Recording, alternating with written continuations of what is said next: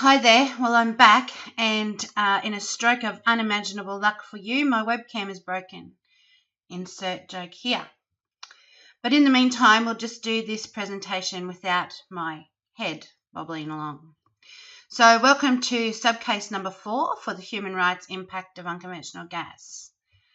In this subcase, we're going to be looking at the government subsidised pursuit of the fossil fuels. Specifically, the lack of opportunities for and sometimes the obstruction of public participation in the decision-making about this industry. As I've said before, this following presentation will provide a summary of the issues associated with this particular subcase, and you are invited to provide your own testimony or witness statements that support this subcase. Your own personal experiences are going to be invaluable to flesh out the issues that are associated with this subcase. So please submit your testimony. To start with, this slide is a bit full on, but if we just take a breath and consider it, it really does sum up this issue beautifully. The states, or in other words, the country, the government, must protect against human rights abuses within their territory, and particularly protect from third parties, including business enterprises. This requires taking appropriate steps to prevent, investigate, punish, and redress such abuses through effective policies, legislation, regulations, and adjudication. That is a summary of what the obligations under human rights acts each country has. This is where the Australian government fails, particularly in relation to this unconventional gas industry, particularly by not ensuring that human rights are incorporated into the judicially enforceable legislative framework, that it's backed up by comprehensible implementation policy.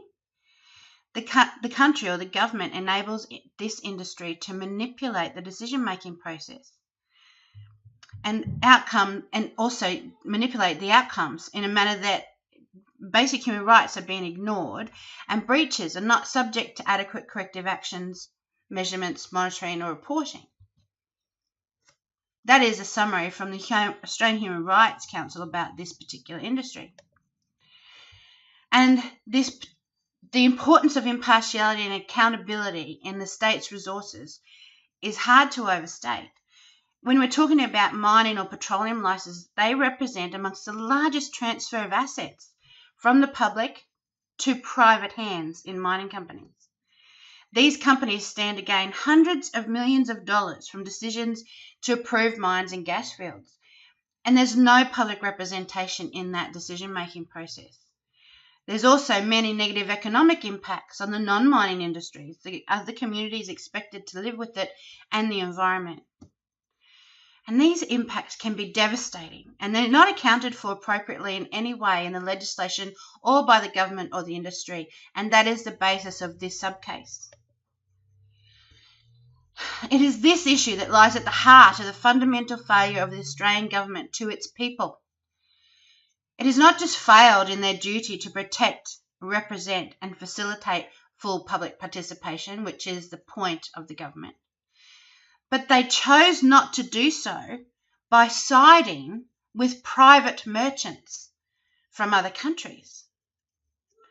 So despite the will of the people, the government has deliberately and relentlessly pursued the creation of the gas industry, the removal of red and green tape, the rejection of any precautionary approach, and they have avoided in investing in alternate energy industries. So this lack of participation is able to be identified at every level in this process, starting with legislative bias. A number of those examples are listed here, and some of those we'll discuss in more detail in this presentation. So the lack of participation is evidence in the legislative bias toward the industry, the number of inquiries and outcomes ignoring the will of the people, the lack of the right of the individual to say no to the industry accessing their private land, the lobbying and revolving door that goes on, numerous regulatory failures in this industry, horrendous failure of compensation arrangements, the lack of right to information, unconscionable conduct by the industry, the practice of sharp practices, failure to investigate incidents, failure to adequately prepare for industry-related emergency in the community.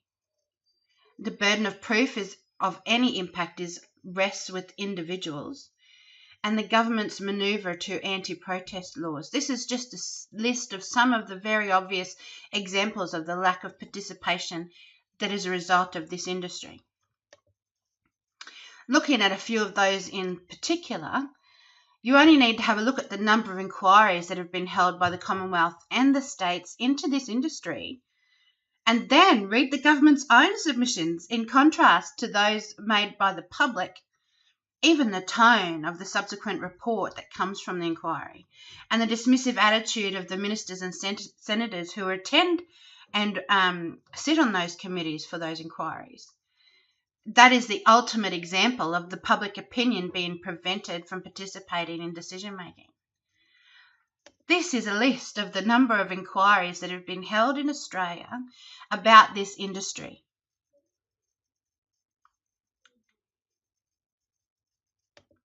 One of those inquiries was the bill for landholders' right to refuse gas and coal. This is the ultimate participation being denied. So the inquiry into the bill for the landholders' right to refuse was a perfect example of people requesting the right to protect their lands and home if the government wasn't willing to do so. So the insulting result of this bill was an outrageously slippery manoeuvre on behalf of the committee who were running that inquiry to renege on a technicality. They made all the right noises. They espoused about how they support the principle that agricultural landholders should have the right to determine who can enter and undertake gas or coal mining activities on their land. But since they saw problems with the details in the bill, their one and only recommendation, after hearing the moving personal testimony from almost 100 individuals, was the committee recommends that the Senate not pass the bill. Job done. So again, this legislative bias, it was the government. Let's look at the way that this legislative bias has been built into the process in the industry. It was the government policy that was established in 2000 to ensure that up to 15% of energy was produced using gas as a means of actively reducing climate change. That was the spin that was given. They then went a step further and out openly established the Queensland Gas Scheme. And this was specifically developed to promote the state's gas industry. So it was in 2010 that the Productivity Commission and their friends at the Policy Transition Group created a razor game. And that game was designed to remove all of the green and red tape that was discouraging the interest in the dash for gas. So ultimately, the Productivity Commission review was the embodiment of the fatal flaw of judgment that continues today and demonstrates the failure of the government to consider the focus on how regulatory processes that impose unnecessary burdens on explorers can be reformed, instead of considering how the current regulation may be insufficient and how they need to be enhanced and improved. Just looking at the overt plan that the government put in place, specifically designed to reduce red and green tape for this industry, this is via the government's own website.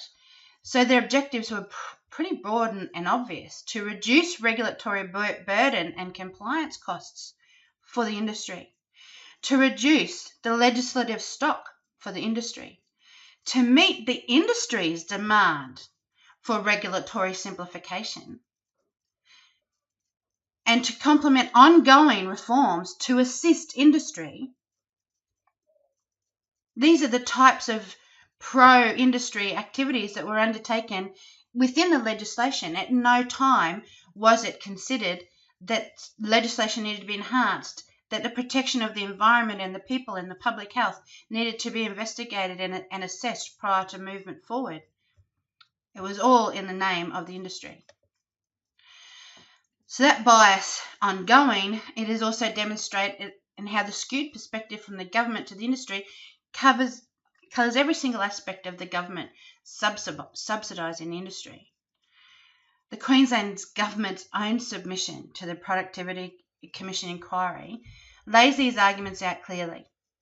Here, the Queensland government congratulates themselves on the removal of red and green tape, and they hold their changes up for federal review as a shining example of how it's done. Furthermore, the leader of this fossil fuel raise gang in Queensland Government, Minister Cripps, states in his cover letter for the Queensland submission, the Queensland Government would like to take this opportunity to comment on the Australian Government's intentions to amend the Environmental Protection and Biodiversity Conservation Act, the EPBC Act, to include water resources significantly impacted by coal seam gas as a matter of national environmental significance. The Queensland Government believes the proposed amendments to that Act will increase the regulatory burden and create further duplication and delays to the approval process for large coal seam gas projects. It is the view of the Queensland Government that this will be a significant disincentive to investment in these projects, which will have a major negative outcome on this state. Interesting that he doesn't mention that the water resources are irreplaceable, that many industries and indeed communities rely upon that water. Interesting that he doesn't mention the health and social costs that these projects have and how they're never going to be properly addressed. Also interesting that he does not make a strong moral and public interest case for leaving those resources in the ground, given the widespread impacts of climate change for Australia and the rest of the world. So just imagine, it has been a fundamental choice of successive governments to choose this fossil fuel industry and multinationals' uber profiteering companies. Just imagine if this effort and subsidisation was implemented in the name of sustainable and renewable energy. Just imagine. Another aspect that we identified for this lack of public participation is the lobbying and revolving door that goes on to an absurd degree in this particular industry. There is a very cosy relationship between the senior government representatives in Queensland and the resource industry, and it is at odds with the fundamental principle that all interested parties should be treated equally in the decision-making process. This also undermines the ability of Queenslanders to negotiate the best deal for our one-off exploitation of this non-renewable resource and the protection of the community against the negative impacts of this ever-expanding resource industry. This is put incredibly well by this particular article that was recently published, CSG Lobbyists, Untangling the Web of Influence Peddlers, published on michaelwest.com.au. Well worth a read. So, continuing on, this lack of public participation is the regulatory failure. We've addressed this somewhat in the previous subcases, but to recap, CSG projects are pushed through. They're given broad regulatory tools such as the multiple land use framework and broad and lengthy conditioning that provides them to be pushed through with very little close inspection. As the projects develop, there's an alteration of the project's environmental conditions when new information becomes available. This has resulted in the development of generic, weak conditions and lack of definition being attached to the approvals under the state legislation in Queensland in particular. And in practice, the framework is used to defer most of the environmental risk assessment, particularly in relation to groundwater, to post-approval through the use of adaptive management conditioning. This specifically prevents the public from participating in that environmental impact assessment because those assessments are mostly deferred till post-approval. Then, as they say, the horses bolted. So this adaptive management thing is a theory upon which this entire industry is premised, and it is a flawed premise.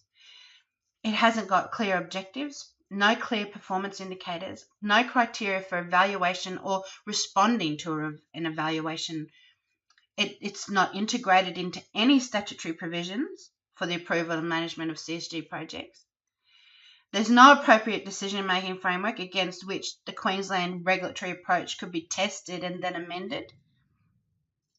The statutory regime lacks any flexibility to enable changes to be made to the regulatory framework in response to an improved level of knowledge or understanding about the impacts.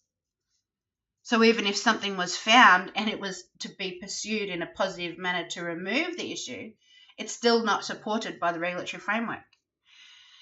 It lacks the ability to embrace the hard decisions that go with learning by doing. And one of those really hard decisions that should be able to be made if they were truly adaptively managing is to decide to cease the activity if there is, in fact, significant information gaps or unacceptably high risks or cumulative adverse impacts that are discovered if they were looked for.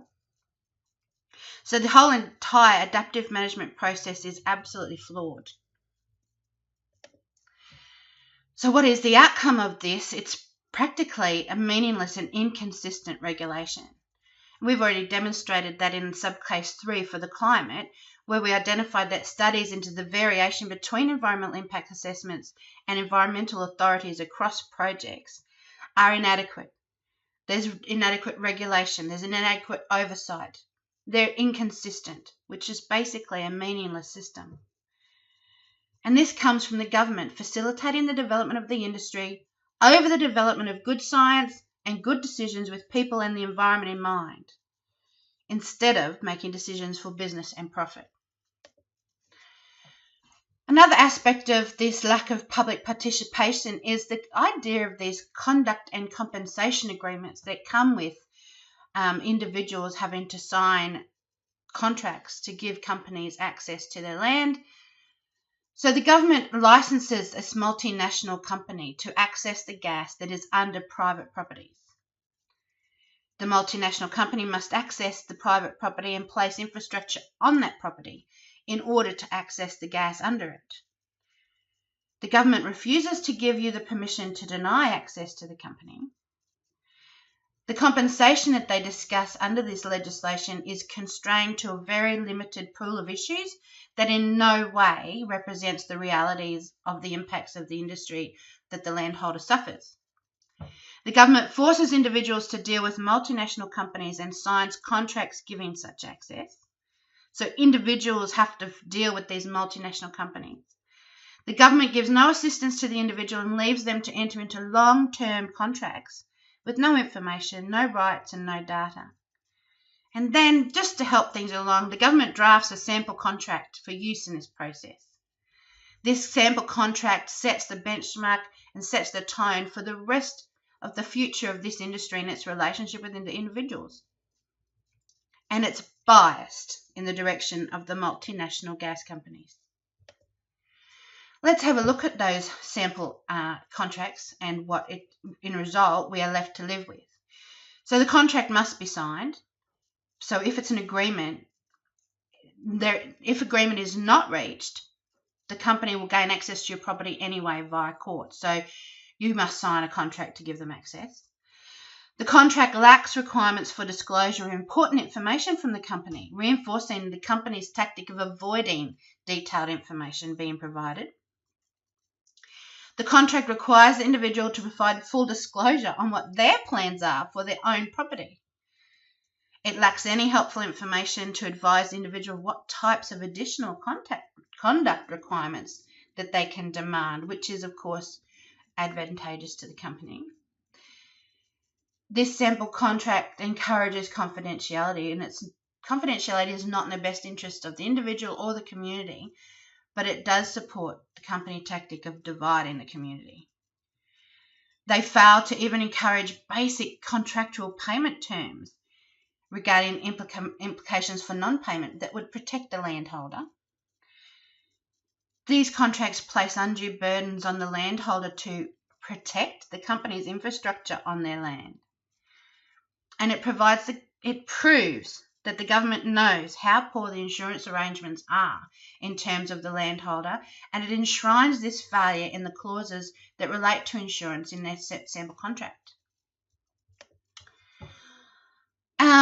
Going along with this contract position, the average landholder gets access to just a handful of information and industry-centric propaganda prior to being expected to sign a contract to provide access to their property that may cover 20 years. This next slide outlines the type of information that people need to try to request from the companies to just begin to understand the expected impact in and around the property. This suite of documents isn't listed anywhere, but it must be identified and specifically requested by the individuals in order to see it. Then, the company has to be relentlessly pursued in order to actually get that data, and they often refuse to provide it. And then this information, of course, if it is ever received, needs to then be understood by average landholders. Let's have a look at that. This is easy, prompt, effective, and practical access to information for your average landholder.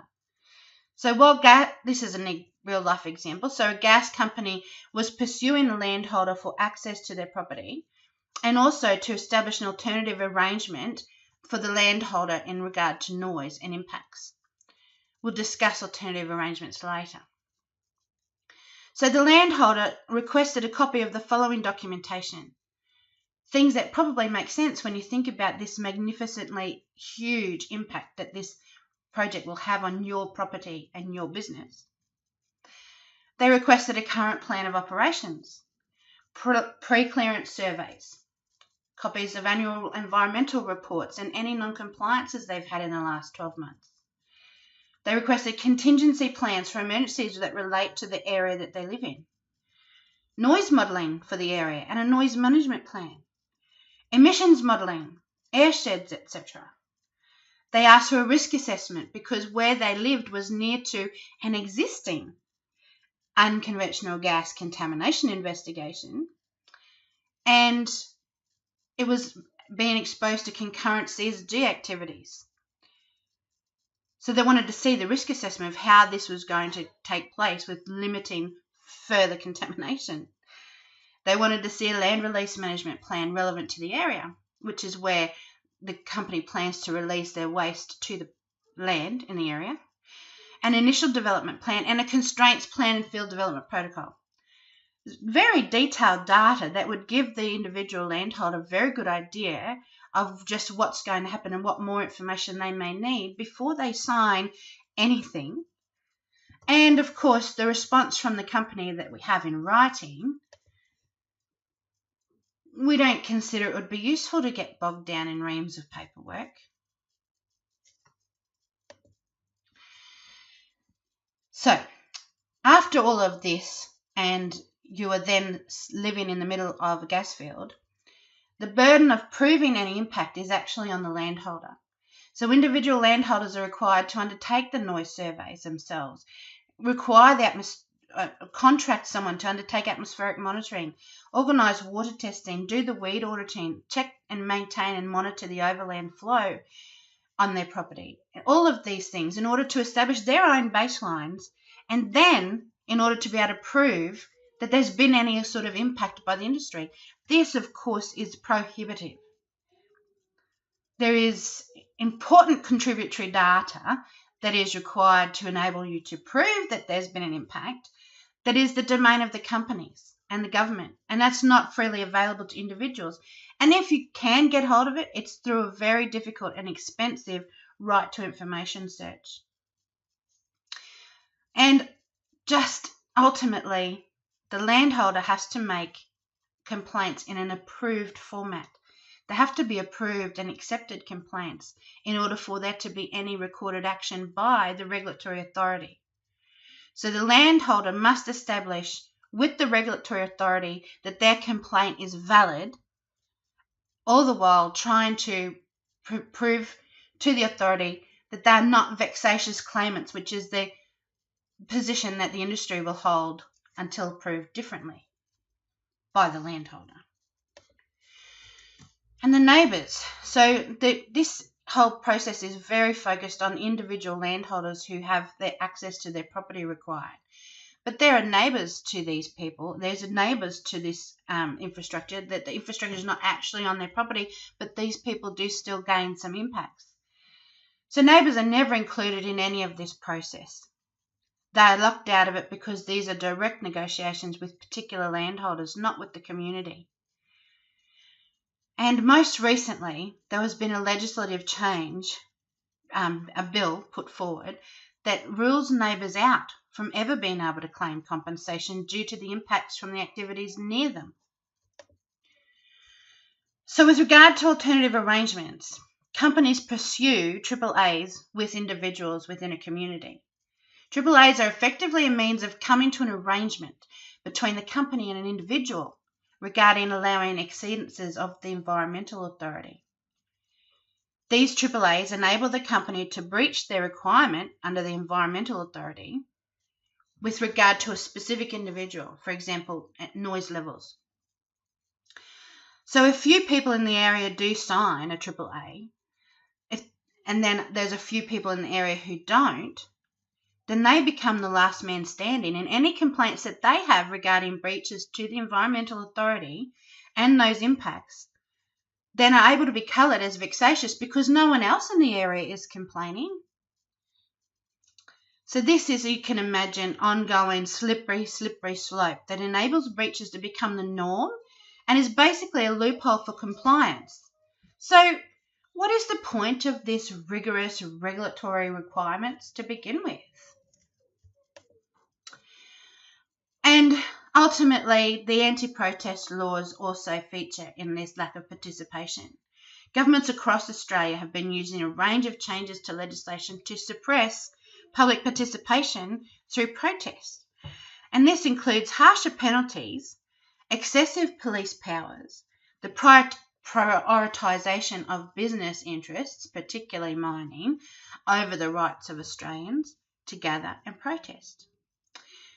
These laws also are trying to restrict NGOs, including gag clauses, targeted funding cuts, threats to the ability of environmental organisations to receive tax-deductible donations from supporters, and a tax status which is often critical to financial stability, so that they're trying to remove that particular one advantage to try and to get ahead for NGOs. Basically, this has been a very brief summary of the basic impacts that this industry has on the right to public participation. There's bound to be very specific examples that have impacted you personally. Please contact us to provide us your testimony regarding how this industry has impacted you. Thank you for listening.